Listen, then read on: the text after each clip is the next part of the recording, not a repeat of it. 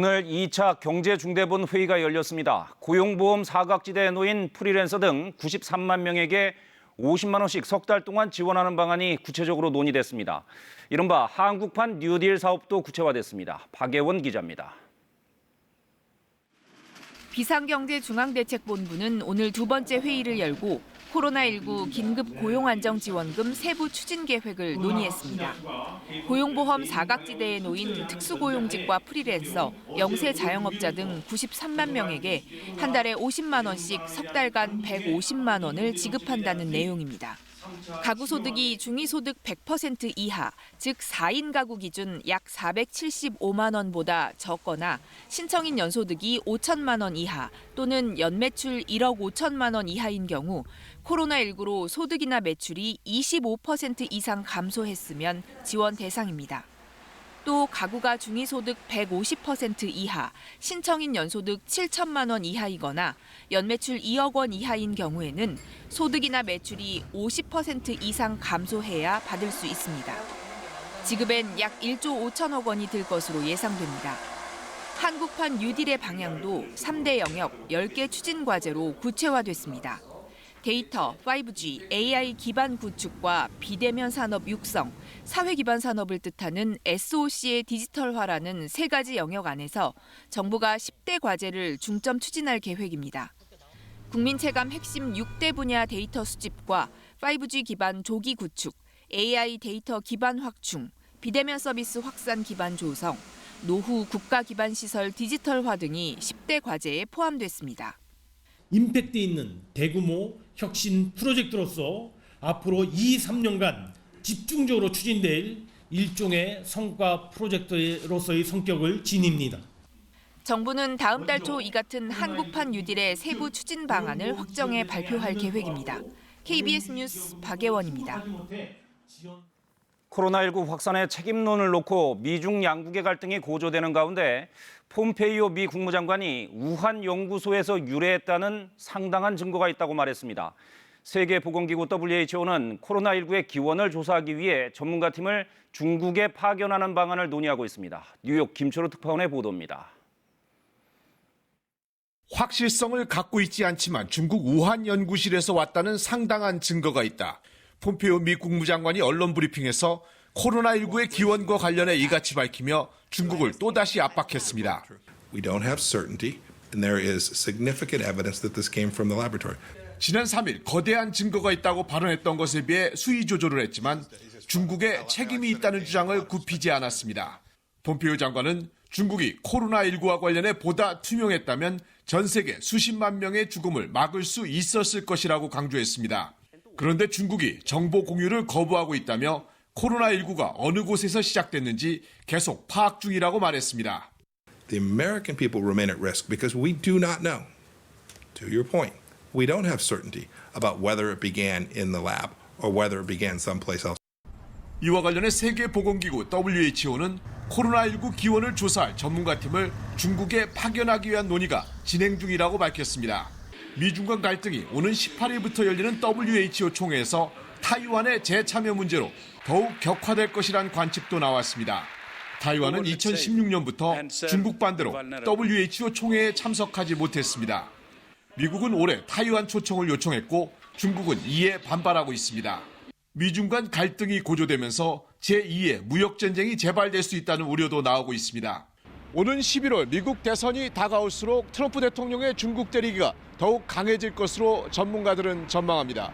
뉴욕에서 KBS 뉴스 김철우입니다.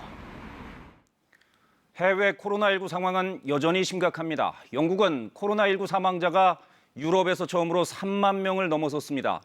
확산세가 한풀 꺾인 이탈리아는 완치자가 환자 수보다 많아졌습니다. 유광석 특파원이 보도합니다. 영국의 코로나19 확산세가 좀처럼 수그러들지 않고 있습니다. 영국 정부는 코로나19 누적 사망자가 3만 76명으로 집계됐다고 발표했습니다. 30,076 have now died. That's an increase of 649 fatalities since yesterday. 이로써 영국은 유럽에서 처음으로 사망자 3만 명을 넘은 국가가 됐습니다. 전 세계에서는 7만 명을 넘은 미국에 이어 두 번째로 많습니다. 누적 확진자는 20만 1000여 명으로 집계됐습니다. 전날보다 6,100여 명 증가했습니다. 최근 일주일 동안 하루 평균 신규 확진자가 약 5천 명에 이릅니다. 이탈리아는 꾸준한 감소세를 보이고 있습니다. 지금까지 코로나19에서 회복된 완치자는 모두 9만 3천여 명, 현재 실질 감염자 수는 9만 1천여 명입니다. 처음으로 누적 완치자 수가 실질 감염자 수보다 많아졌습니다. 완치자와 사망자를 뺀 실질 감염자 수는 지난달 23일 정점에 이른 뒤 계속 감소하고 있습니다. 이달 4일부터 단계적인 봉쇄 완화에 들어간 이탈리아 정부는 이틀 동안 순조롭게 조치가 진행되고 있다고 평가했습니다. 주세페 콘테 총리는 코로나19 상황이 양호한 지역에선 당초 일정보다 앞당겨 일반 상점과 음식점 등의 영업을 재개할 수 있다고 밝혔습니다. 베를린에서 KBS 뉴스 유광석입니다. 네, 곧 방역대책본부의 브리핑이 있겠습니다. 시작되면 현장을 연결하겠습니다. 먼저 이충원 의학전문기자와 코로나19 현황 정리해 보겠습니다. 자, 이 기자, 오늘은 신규 확진자가 4명 나왔네요. 네, 4명 중에 3명은 해외 유입 사례고요. 1명이 지역사회 감염입니다. 지난 3일 연속으로 지역사회 감염이 없었는데 네. 나흘 만에 이제 신규 확진자가 나왔습니다. 예. 87%는 완치 판정을 받았고요. 완치율이 87%가 된 거죠. 9,419명이 완치 판정을 받았습니다. 사망은 1명이 늘어서 256명, 치명률은 2.37%를 보이고 있습니다. 네, 전체 확진자 가운데 87%, 9,400여 명이 완치돼서 이제 환자는 1,135명이 남아 있습니다. 이제 조만간 1,000명 아래로 내려오겠네요. 그렇습니다. 예. 자, 나흘 만에 지역사회 감염이 나왔습니다. 네. 집단 감염의 우려가 좀 커지는 것 같아요. 경기도 이제 용인시에 사는 29세 남성인데 네. 지난 5일 정도가 이제 연휴였잖아요. 예. 연휴 기간 동안 밖에를 많이 돌아다녔습니다. 근데 특히 그 다중이용 시설, 음식점, 또 병원도 갔었고요. 예. 또 서울 이태원의 한 클럽을 방문했던 것으로 되어 있습니다. 그래서 그 클럽에 당시 한 500여 명이 있었던 것으로 알려지고 있는데 그래서 네. 많은 접촉자들이 있을 가능성이 있기 때문에 혹시 또 다시 집단 감염 사태가 생기지 않을까 우려를 낳고 있습니다. 네, 철저하게 역학조사가 이루어져야 되겠습니다. 어제부터 생활 속 거리두기로 전환이 됐는데 좀 어땠습니까? 현장 모습은? 뭐 좀 차분한 모습이긴 합니다만 좀 마스크를 좀 덜 착용하는 분들이 거리에 보면 좀 눈에 띄고 있는 것 같습니다. 예. 생활 속 거리두기라는 게 사실 앞서서 또 지역에서 확진자가 나온 것처럼 얼마든지 또 새로 이렇게 퍼져나갈 수 있기 때문에 뭐 아프면 제일 중요한 게 이제 3-4일 정도 쉬는 거잖아요. 예. 그거를 좀 지키기가 사실은 쉽지는 않은데 이것을 꼭 실천을 해야 될 것 같고요. 예. 또 2m 뭐 안 되면 1m라도 마스크를 착용한 상태에서 좀 거리두기가 필요한 것 같고 항상 손 씻기 또 환기와 소독 자주 하는 거 잊지 마셔야겠습니다. 예. 용인 사례처럼 지금 감염 경로를 알 수 없는 사례들이 좀 잇따라 나오고 있어서 감염 경로를 알 수 없다는 거는 어디서 걸렸는지를 모르니까 그 사람이 또 다른 사람한테 전파시킬 수도 있고 이 사람을 전파시킨 그 어떤 불명의 요인이 또 다른 데서 또 바이러스를 퍼뜨리고 있을 가능성도 있다는 뜻 아닙니까?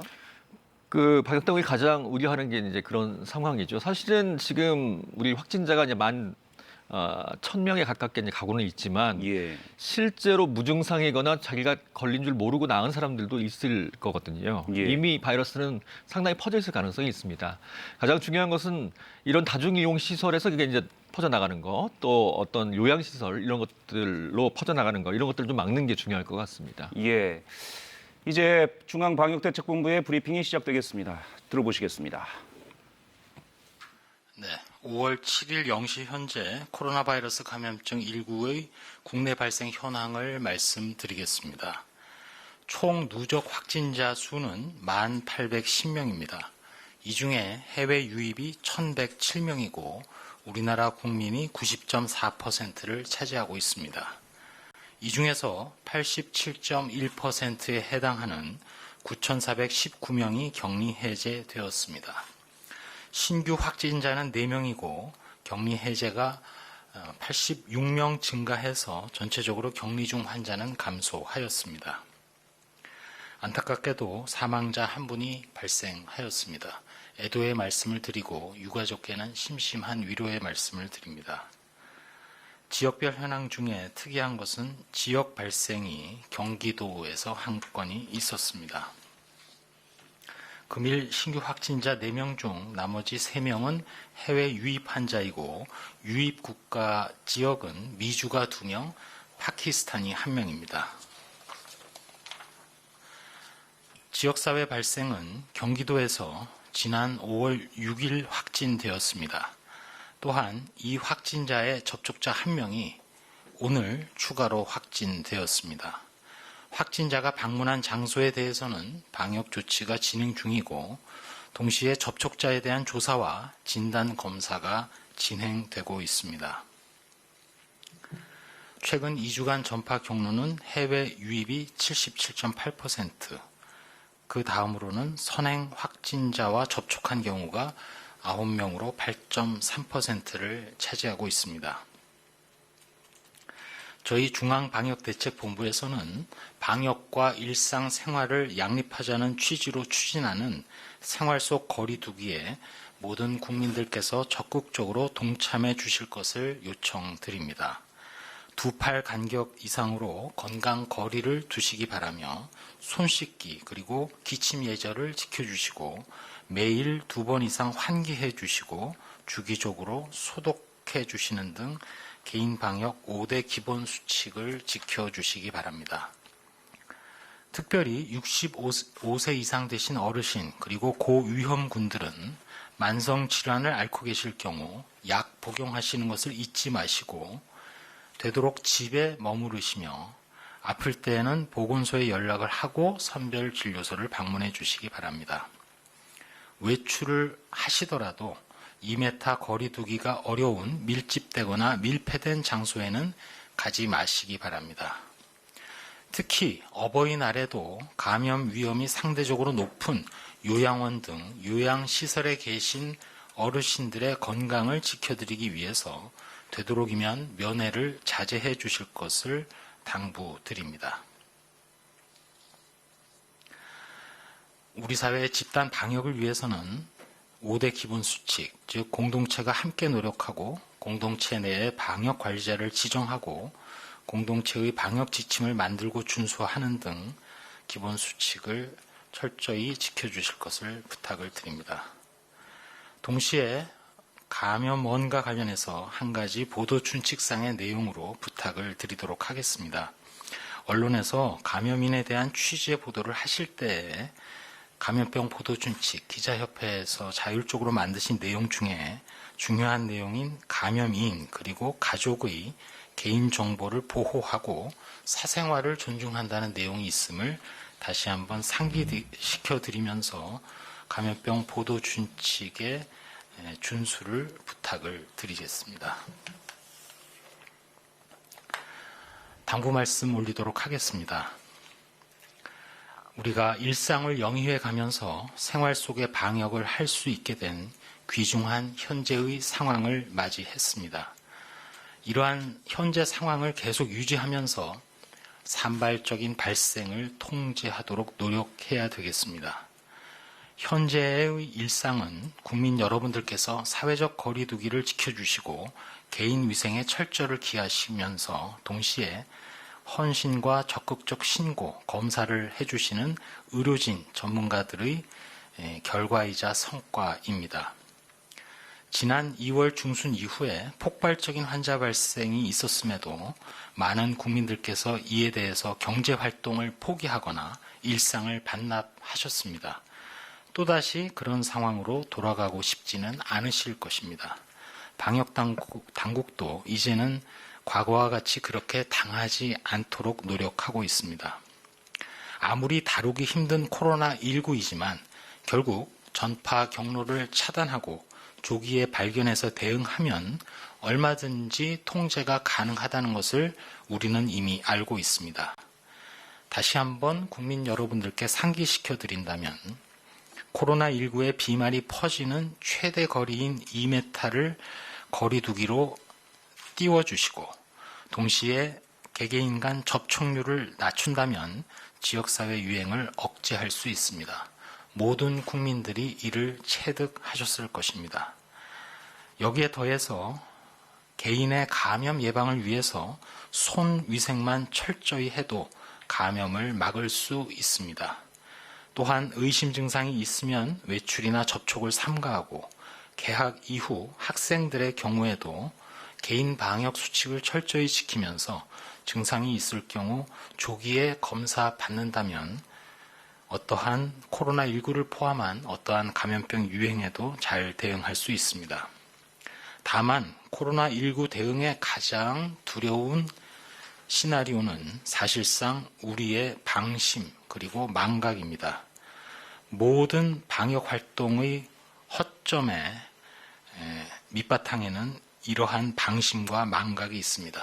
따라서 감염병 관리를 위한 주의해야 될 점은 항상 경각심을 가지고 주의하며 조심하면서 신중할 필요가 있다고 생각합니다. 설마 하는 마음, 이 정도면 되겠지 하는 마음, 이런 빈틈을 코로나19는 파고 들어옵니다. 그동안 종교시설, 요양시설, 의료기관, 특정한 콜센터 등에서 발생했던 사례를 되새겨 보아야 하겠습니다. 코로나19는 무증상 감염도 있고 경증 감염이 많고 잠복기 중에 전파가 가능하기 때문에 산발적 발생은 사실상 피할 수 없을 수 있습니다. 다만 집단 발생이 되더라도 초기에 최대한 빨리 대응해서 계속해서 통제하고 억누를 수 있음을 우리는 경험으로 배웠습니다.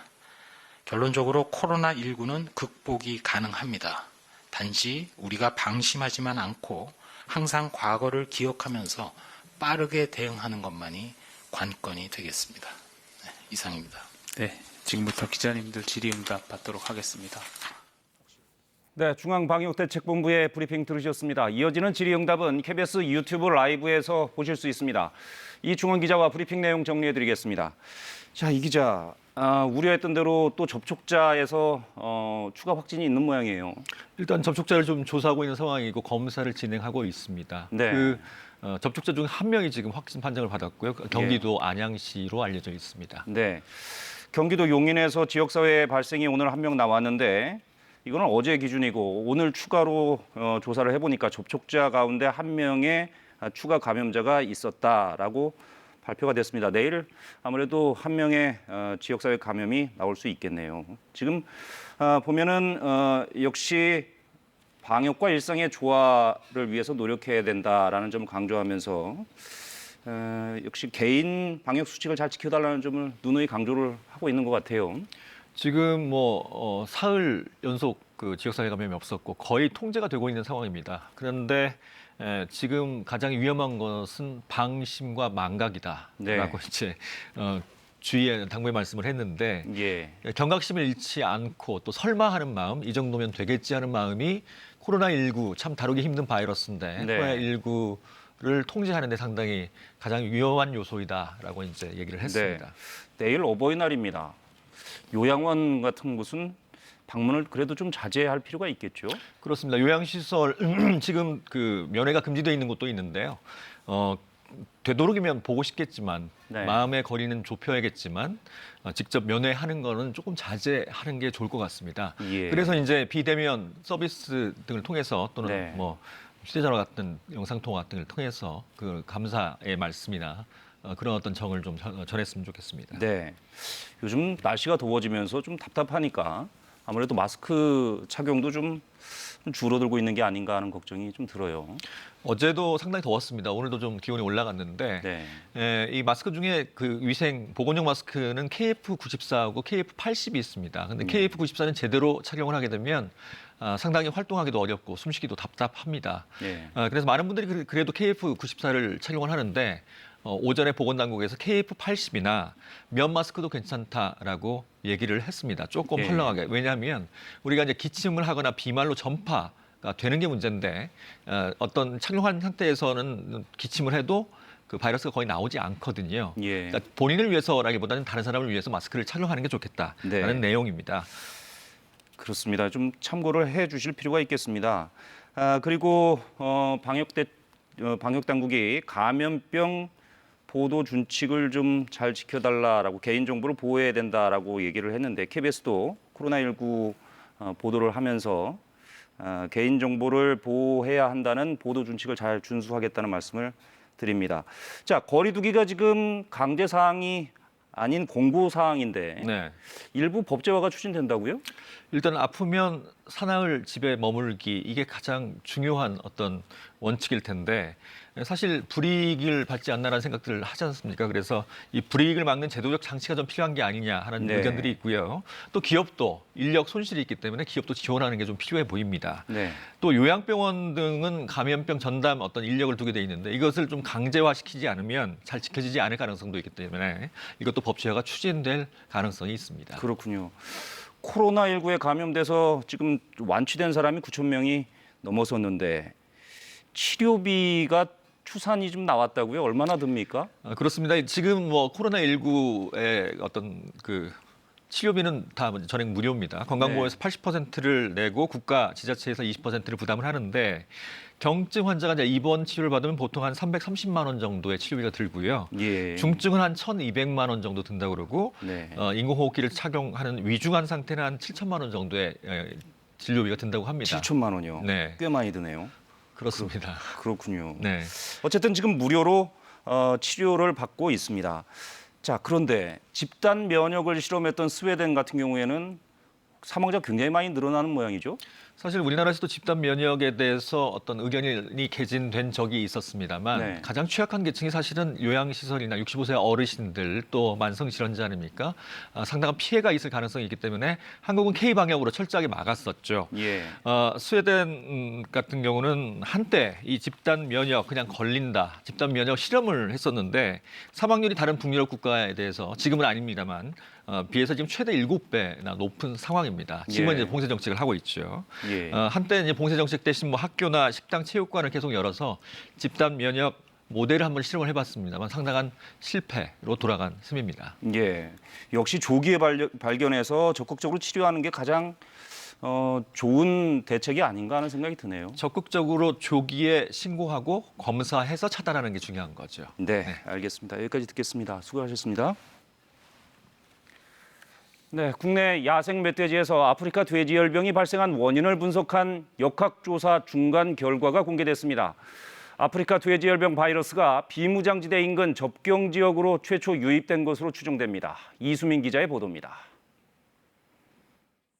국내 야생 멧돼지의 아프리카 돼지열병은 비무장지대 인근 접경 지역으로 최초 유입됐다는 역학조사 결과가 나왔습니다. 환경부 소속 국립환경과학원은 이러한 내용의 야생 멧돼지 아프리카 돼지열병 역학조사 중간 결과를 오늘 공개했습니다.